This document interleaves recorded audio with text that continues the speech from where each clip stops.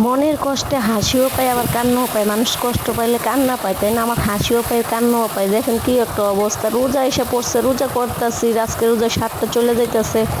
তারপর আমার পাঙ্গাস মাছ খাওয়া কমতেছে না। আমার মনে হইতেছে রোজা আসার পর থেকে আমার মনে হয় পাঙ্গাস মাছ খাওয়া আমার বেড়ে গেছে। যে 7টা রোজা করছে তার মধ্যে 2 দিন পাঙ্গাস মাছ রান্না করে ফেলাইছি। হ্যালো এভরিওয়ান, কি অবস্থা? আশা করি সবাই ভালো আছেন, আমিও ভালো আছি। আজকে আমি পাঙ্গাস মাছ দিয়ে টমেটো দিয়ে ভুনা করে আমি কীভাবে রান্না করি সেটা আপনাদের সাথে শেয়ার করবো। তো প্রথমে চুলাটা জ্বালে কড়াইটা বসে নিয়েছি, পরিমাণ মতো তেল দিয়ে তেলটা গরম করে নিয়েছি। মাছটা হলুদ লবণ যা যা লাগে সব কিছু দিয়ে মেখে নিয়ে এখন মাছটা তেলের ভিতরে দিয়ে দিলাম। তেলটা যেহেতু গরম হয়ে গেছে, যে তেলটা গরম হয়ে যাওয়ার পরে মাছটা দিয়ে তারপরে এখন আবার এক সাইড হয়ে গেছে, এই জন্য উল্টিয়ে পাল্টিয়ে দিতে আসছি। পাঙ্গাস মাছ ভাজতে না ভালোই লাগে, যখন ভাজাভাজি হয়ে যায় তখন আর কড়াইয়ের মধ্যে লাগে না। খুবই মনে হইতেছে চাল ভাজা ভাজতেছি বা গম ভাজা ভাজতেছি, আমার মনে হয় এরকম হয়।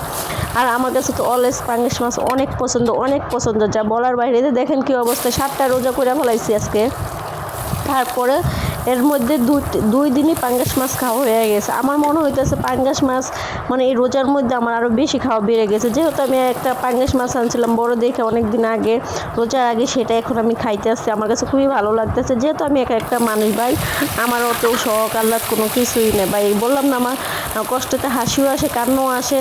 মানে আমি কি যে একটা অবস্থায় আছে আমি নিজেও বলতে পারি না। যারা আমার মতো সিচুয়েশনে আছেন অবশ্যই তারাও শুধু বুঝবেন। তা মাছটা নামিয়ে এখন পেঁয়াজটা ভালো করে ব্রাউন কালার করে ভেজে নিয়েছি, নিয়ে এখন টমেটোগুলো দিয়েছি। টমেটোগুলো হালকা একটু তেলের মধ্যে ভেজে নিয়ে কাঁচামরিচ দিয়ে দিয়েছি, পরিমাণ মতো আদা রসুন বাটা দিয়েছি, পরিমাণ মতো লবণ কুচি দিয়েছি, পরিমাণ মতো হলুদ দিয়েছি, দিয়ে এখন ভালো করে এটা কষিয়ে নেব।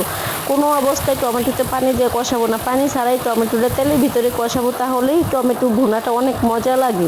পানি দিলে টমেটো ভুনাটা আমার কাছে একদমই ভালোও লাগে না, সেজন্য আমি সবসময় পানি ছাড়াই টমেটোটা তেলের মধ্যে কষানোর চেষ্টা করি। এই যে কষানো শেষ হয়ে গেছে, উল্টে পাল্টে ভালো করে কষিয়ে নিচ্ছি। এখন হালকা পরিমাণ মতো পানি দিয়েছি, যেহেতু এটা এখানে ঝোল রাখবো না, হালকা মাখো মাখো রাখবো, টমেটো ভুনা করবে, সেজন্য পানিটা পরিমাণটা কম দিছে। যে দেখেন মাছগুলো ঝোল দিয়ে মাছগুলো দিয়ে দিছি, মাছগুলো দিয়ে যে এখন উল্টে পাল্টে ঢাকনা দিয়ে ভালো করে রান্না করে নিতেছে। এখন একটু মাছটা উল্টে পাল্টে দিতেছে যাতে এই সাইড সিদ্ধ হয়েছে আরেক সাইড সিদ্ধ হোক।